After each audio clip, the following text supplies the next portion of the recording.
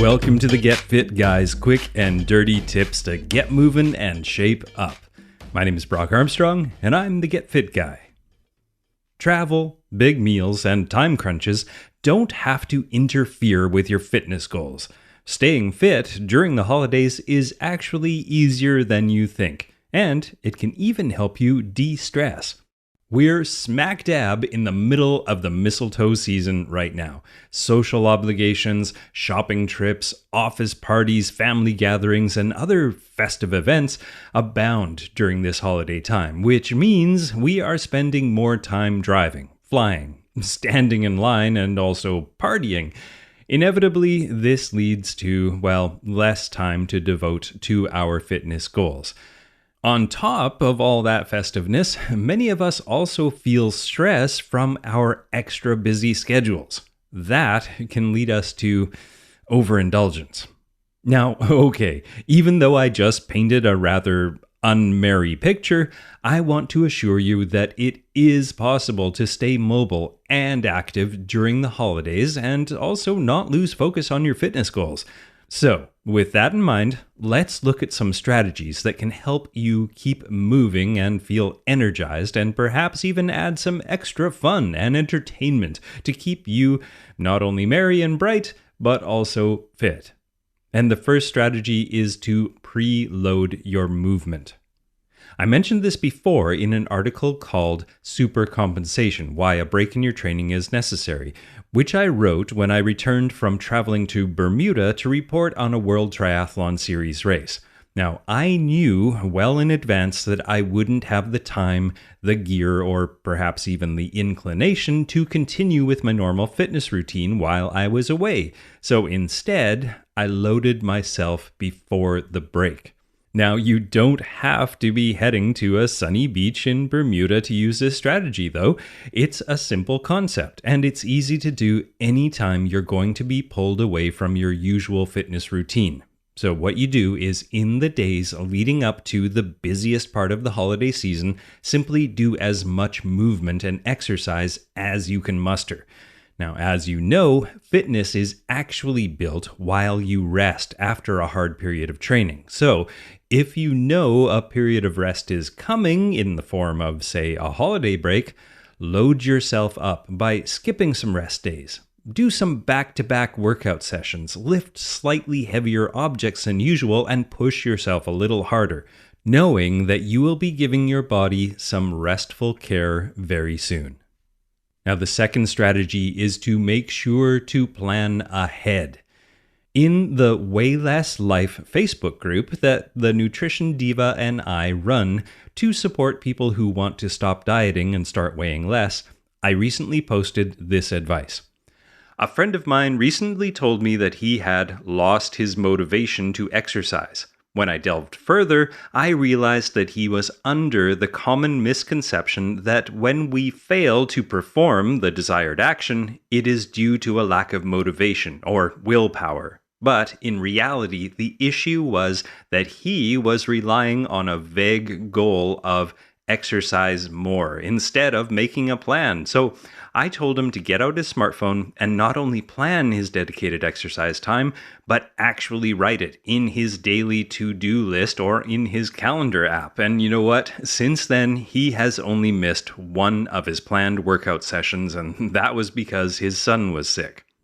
Now, if you look at it this way, putting in your calendar shoot hoops at the community center at 5:15 on a Tuesday is much more actionable than get more exercise. Lack of motivation is not usually the problem. Lack of planning is. Now, that same principle applies to holiday time. Don't leave your fitness routine up to chance. Make a plan by checking in with your gym in advance to find out their holiday hours. If you count on walking or cycling to work as your major movement time, but your office happens to be closed during the holiday, plan to do your shopping on foot instead. You can also set specific exercise goals that will get you moving early in the day before things get too busy. If you're traveling for the holiday, like I'm going to be, do an internet search for gyms and community centers and pools and skating rinks and all that kind of stuff near where you will be staying. A little planning ahead will help you make sure you don't get caught off guard. And my third tip is don't be all or nothing. This is likely the most meaningful mindset you can embrace, and not just during this time of year, but any time of year when you find yourself thinking, I don't have time to exercise. Now, time is tight during the holidays, and that may mean you sincerely do not have time for your regular 30 to 60 minute routine. For example, I'm quite accustomed to walking 15 minutes to the gym, doing 30 or so minutes of fun and heavy movement, and then walking 15 minutes home. That's a total of around 60 minutes that I likely will not have while I'm visiting my family, prepping for holiday festivities, and trying to be, super cool uncle to my niece and nephew. But that doesn't mean that I will skip my movement practice altogether. I will simply do what I can with the time that I have. Now, here are some things you can try. Do some short movement breaks throughout the day when you have 5 minutes.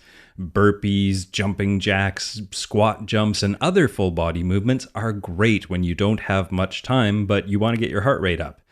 You can also turn chores into exercise. This can be as simple as walking to the store to buy a holiday meal ingredient, or it can be more involved, like adding some extra challenges to shoveling the walk. I like to alternate my hands when I shovel and also see how far I can throw the snow. And you can also turn outdoor fun into fitness. As I outlined in my article called 11 Winter Workouts to Stay Fit in Freezing Temperatures, which I'll link to in the show notes for this episode at quickanddirtytips.com/getfitguy, well, it's easy to take some regular outdoor winter activities and, by making some small alterations, create a heck of a workout and have fun doing it. And my fourth tip is to move as much of your body as possible. There is a distinct similarity between both cardiovascular and strength training workouts. They both work better if you use your entire body. Focus on multiple joint exercises that activate many muscles at the same time. For the biggest bang for your limited holiday time buck, avoid exercises that target just one muscle group, like bicep curls, and instead focus on movements like Turkish get-ups or burpees. Which leads me to my next tip, which is plan easy home workouts. Getting dressed to work out outside or getting yourself to a gym, well, it takes extra time that you likely don't have during the holidays. So focus on movement routines that you can do at home, perhaps even in your pajamas. One of my favorite go-to workouts that I do when I'm pressed for time and for space is the Scientific 7-minute workout. But there are a ton of short workouts that I'll link to in the show notes that you can choose from, and you can easily do most of them in your skivvies if need be. And my sixth tip is to make food prep into a workout. If you happen to be the one responsible for holiday dinner, don't just prep all the food standing or sitting in the same position the entire time. Mix it up. Make your prep station dynamic. This could mean putting your chopping board on the floor and kneeling at it. If you usually sit at the table to roll your cabbage rolls, try standing at the counter instead. If the weather permits where you live, maybe you can even move some of your prep outside and get some fresh air. Choose different levels and different locations to challenge your body and to make it more fun. You can also do things like shun the modern devices that outsource the more active parts of food prep as well. You can do things like mash potatoes with a masher or a ricer instead of using an electric mixer. You can roll the pie dough instead of using a store-bought dough. You can whip your cream by hand and also set aside that electric carving knife and work those muscles in your hands, your arms, and your shoulders by using ye old regular knife. Believe it or not, this all counts as very meaningful movement. And my seventh tip is to ignore the pressure to be sedentary. Now, you may experience some pressure from your family or your friends to take a break and put your feet up. While this is loving advice, we all could relax a little bit more, The idea that you need to be sedentary and perhaps overfed to truly relax, well, it's a myth.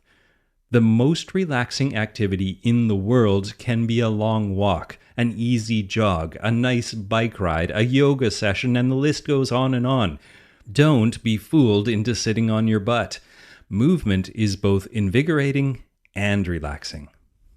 And my 8th tip is to avoid the couch, especially after a big meal. Studies have shown that postprandial exercise, or moving after a meal, may be an effective way to improve glucose control in individuals with type 2 diabetes, as well as folks with no blood sugar issues at all. The most consistent benefits that the researchers have seen was from a long duration, about 45 minutes, moderate intensity aerobic exercise. Now that sounds like a lovely post-meal walk to me. But resistance training also appears to be an effective way to manage blood glucose as well. Now that sounds like some snow shoveling, snow fort building, or many other fun activities that can challenge your muscles. The researchers from a study from the Department of Exercise and Sports Science recommend that individuals focus on increasing energy expenditure after the largest meal of the day. So, before you even start cleaning up the kitchen, go and take a walk. And my final tip is to make it fun.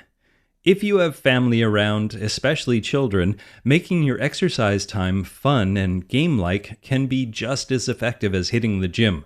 Sledding, street hockey, skating, skiing, snowshoeing, winter hiking, well, all of those are fun and movement-filled activities.